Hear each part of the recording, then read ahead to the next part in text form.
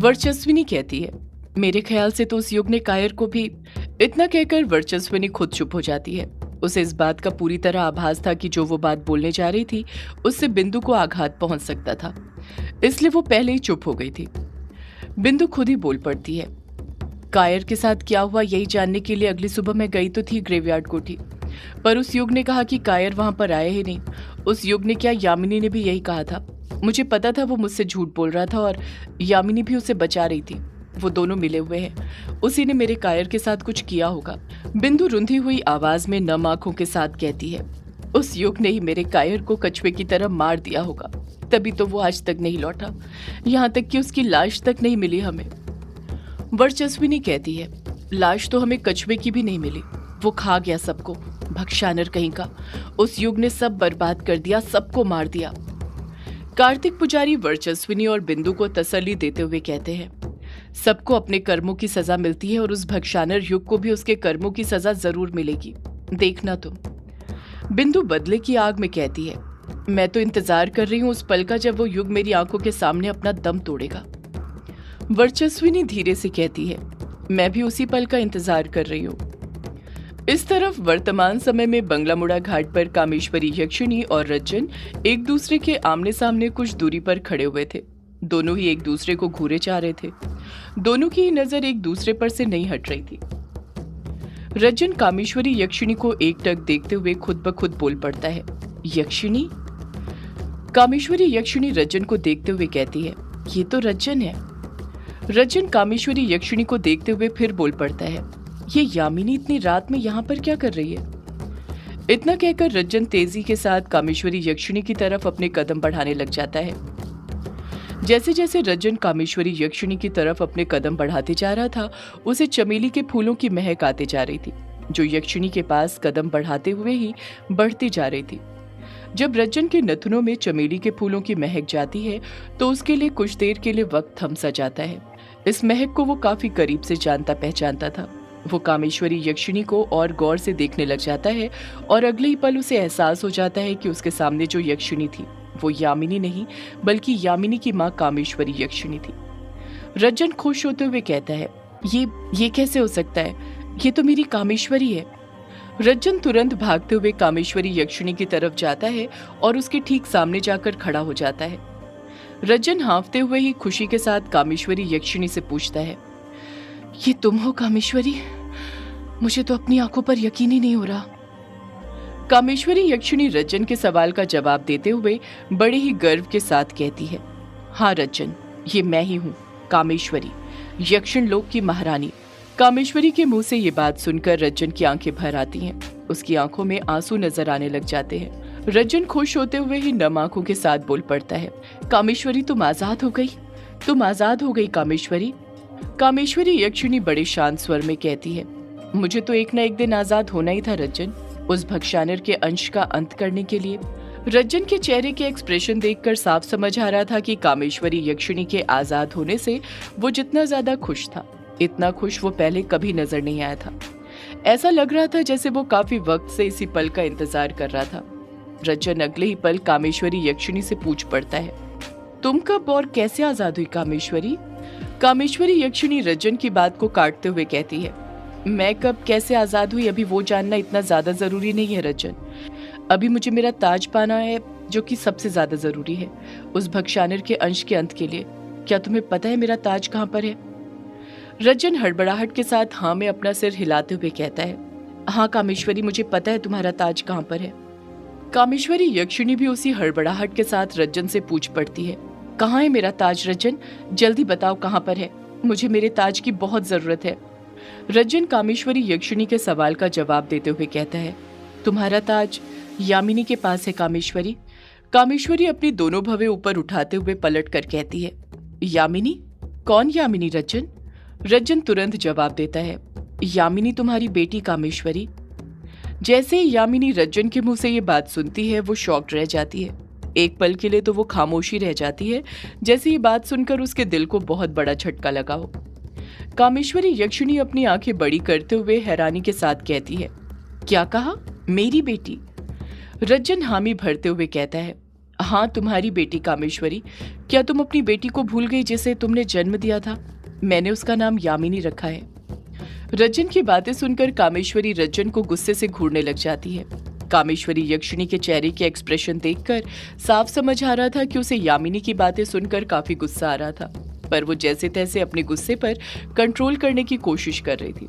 रज्जन यामिनी की बड़ाई करते हुए बड़े प्यार से कामेश्वरी यक्षिणी से फिर बोल पड़ता है, तुम्हें पता है तुम्हारी बेटी यामिनी बिल्कुल तुम्हारी तरह ही दिखती है।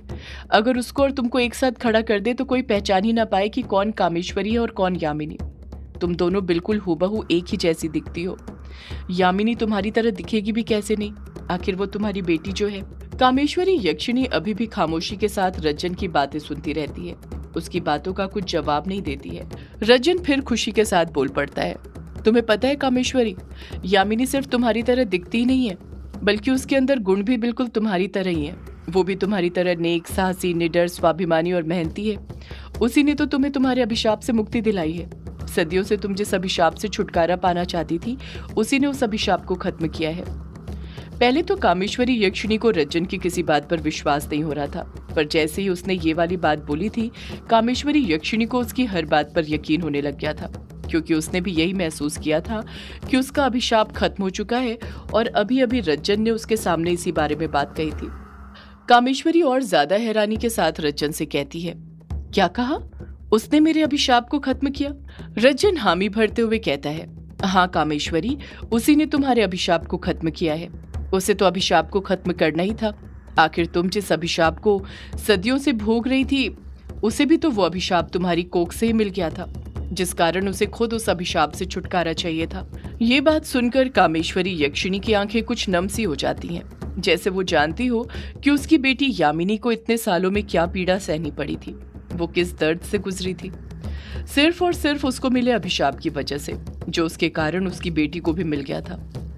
रज्जन हड़बड़ाहट के साथ फिर बोल पड़ता है, यामिनी ने सिर्फ तुम्हें अभिशाप से मुक्ति नहीं दिलाई है कामेश्वरी, बल्कि उसने तो मुझे भी मेरे श्राप से मुक्ति दिला दी है। उसने मेरा श्राप तोड़ दिया है। ये बात सुनते ही कामेश्वरी यक्षिणी गुस्से के साथ अपनी मुट्ठी भींच लेती है और गुस्से के साथ ही बोल पड़ती है, क्या कहा? मैंने तुम्हें जो श्राप दिया था, यामिनी ने वो श्राप तोड़ दिया? उसे ऐसा कभी नहीं करना चाहिए था। अगर उस वक्त वहां मैं होती तो मैं उसे कभी ऐसा नहीं करने देती। रज्जन इस बार खामोश ही रहता है, पलटकर कुछ नहीं कहता है, बस शर्मिंदा होते हुए अपनी नजरें नीचे कर लेता है। कामेश्वरी यक्षिणी चिढ़ते हुए रज्जन से कहती है, तुमने यामिनी के सामने क्या छलावा रचा था रज्जन, जो उसने तुम्हारा अभिशाप तोड़ दिया? रज्जन ना में अपना सिर हिलाते हुए हड़बड़ाहट के साथ कहता है, नहीं नहीं, मैंने यामिनी के सामने कोई छलावा नहीं रचा था कामेश्वरी, उसने अपनी इच्छा से मेरा श्राप तोड़ा था, मैं सच कहता हूँ। कामेश्वरी यक्षिणी रज्जन को घूरते हुए कहती है, तुम और कभी कोई साजिश न रचो। ये बात मैं मान ही नहीं सकती रज्जन, मैं तुम्हारी रग रग से वाकिफ हूँ। जरूर तुमने उसके सामने कोई ना कोई ढोंग रचा होगा, तभी उसने तुम्हारा श्राप तोड़ा है, वरना अगर उसे सच्चाई पता होती तो वो कभी ऐसा नहीं करती। रज्जन शर्म से अपना सिर नीचे झुका लेता है। कामेश्वरी की बात का पलटकर कुछ जवाब नहीं देता है। कामेश्वरी यक्षिणी अपने एक हाथ से अपना माथा पकड़ते हुए परेशान होते हुए खुद से कहती है, आखिर यहाँ पर ये सब चल क्या रहा है? मेरा अभिशाप खत्म हो गया, यामिनी ने तुम्हारा श्राप तोड़ दिया, भक्षानर का अंश एक रूप ले रहा है, हर तरफ मौत का साया मंडरा रहा है। यहाँ पर आखिर इतने सालों में हुआ क्या है? सब कुछ इतना बदल कैसे गया? रज्जन धीरे से कहता है, बहुत कुछ हुआ है कामेश्वरी, बहुत कुछ। इतने सालों में वो सब हुआ है जो नहीं होना चाहिए था। कामेश्वरी कहती है, हुआ क्या है रज्जन, तुम मुझे कुछ बताओगे? रज्जन हाँ में अपना सिर हिलाते हुए कहता है, हाँ बताता हूँ कामेश्वरी, मैं तुम्हें सब कुछ बताता हूँ। जब तुम कैद हुई उसके बाद से ही उस काले साए का खेल शुरू हो गया था। उसने ऐसा खेल खेला कि अब सब तरफ उसका ही काला राज छाया हुआ है। कामेश्वरी यक्षिणी कहती है, शुरू से बताओ रज्जन, हर एक बात बताओ, मुझे सब कुछ जानना है। रज्जन कहता है, हाँ बताता हूँ कामेश्वरी, जब तुम कैद हुई उसके बाद। इसी के साथ रज्जन कामेश्वरी यक्षिणी को वो सब कुछ बताना शुरू कर देता है जो अब तक हुआ था। कैसे उसने यामिनी को पाल पोस कर बड़ा किया था, कैसे यामिनी ने अपना अभिशाप खत्म करने के लिए युग से प्यार करने का नाटक किया था और उससे सच में प्यार कर बैठी थी। रज्जन उसको हर एक बात बताता है, कुछ नहीं छोड़ता है। जैसे जैसे रज्जन बीती हुई घटनाओं के बारे में कामेश्वरी यक्षिणी को बताते जा रहा था, कामेश्वरी यक्षिणी और ज्यादा हैरान परेशान होते जा रही थी। उसके चेहरे के एक्सप्रेशन बदलते जा रहे थे। रज्जन एक ही बार में कामेश्वरी यक्षिणी को सब कुछ बता देता है, कुछ नहीं छोड़ता है। रज्जन अपनी बात खत्म करते हुए कामेश्वरी यक्षिणी से कहता है, वो काला साया सब कुछ खत्म कर देगा कामेश्वरी। उसे तारा की दैवीय शक्तियां मिल गई हैं। अब उसके पास वो सब कुछ है जो उसे चाहिए था। वो सब कुछ खत्म कर देगा। अब तुम ही उसे रोक सकती हो। उसे रोक लो कामेश्वरी। कामेश्वरी यक्षिणी कहती है, उसे रोकने के लिए ही मुझे मेरा ताज चाहिए। तुमने कहा था कि मेरा ताज यामिनी के पास है। तुम मुझे ये बताओ कि इस वक्त मुझे यामिनी कहां पर मिलेगी। रज्जन तुरंत जवाब देता है, वो इस वक्त ग्रेवयार्ड कोठी में ही है कामेश्वरी, वो भी उस भक्षानर के वंशज युग के साथ। मैंने उसे कितना समझाया कि वो उसके साथ ना रहे, पर वो मेरी बात मानती ही नहीं है। जिस तरह अनुराग ने तुम्हारा फायदा उठाया था, उसी तरह अब उसका बेटा युग भी तुम्हारी बेटी यामिनी का फायदा उठा रहा है। मुझे तो डर है कि कहीं युग भी उसे कैद न कर दे। अब तुम ही उसे समझा सकती हो कामेश्वरी। कामेश्वरी यक्षिणी एक लंबी आह भरते हुए कहती है, मुझे किसी को कुछ नहीं समझाना है। मुझे बस मेरा ताज चाहिए उस भक्षानर के अंत के लिए, जो इस वक्त मेरे लिए बहुत जरूरी है। इतना कहकर कामेश्वरी यक्षिणी अपने कदम आगे बढ़ाने लग जाती है। रज्जन उसी वक्त कामेश्वरी यक्षिणी को टोकते हुए कहता है, अब तुम कहाँ जा रही हो कामेश्वरी। कामेश्वरी यक्षिणी जवाब देती है, ग्रेवयार्ड कोठी, अपना ताज लेने के लिए। रज्जन धीरे से खुद से बड़बड़ाता है, मतलब यामिनी से मिलने के लिए। आखिर तुम्हें भी अपनी बेटी की याद आ ही गई। रुको, मैं भी तुम्हारे साथ चलता हूँ। हो सकता है कि तुम्हें देखकर यामिनी मेरी सारी बातें मान जाए और उस युग का साथ छोड़ दे। कामेश्वरी यक्षिणी रज्जन की बात का कुछ जवाब नहीं देती है, बस अपने कदम आगे बढ़ाती रहती है। रज्जन भी खामोशी के साथ उसके पीछे ही जाने लग जाता है। वो दोनों ही निकल पड़े थे यामिनी के पास जाने के लिए। वो यामिनी जिससे कामेश्वरी सालों से नहीं मिली थी। अब यामिनी और कामेश्वरी के मिलने का वक्त आ गया था। सालों बाद एक माँ अपनी बेटी से मिलने वाली थी। वो बेटी जिसका नाम क्या था, वो भी उसे आज रज्जन के मिलने के बाद पता चला था।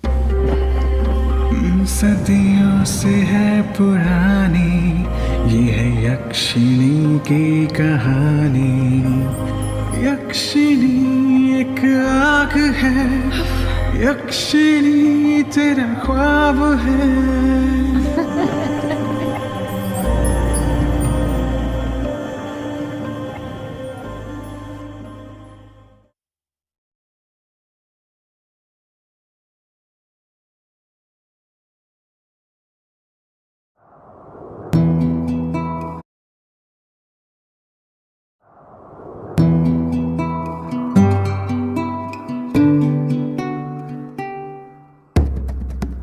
यामिनी भी सीरियस होने लग जाती है और वो युग के सवाल पूछने का वेट करने लगती है। युग कुछ सीरियस होते हुए यामिनी से कहता है, यामिनी तुम्हें वो रात याद है जब सप्तम चक्र के पास चारों तरफ धुआं छा गया था और तुम और मैं पूरी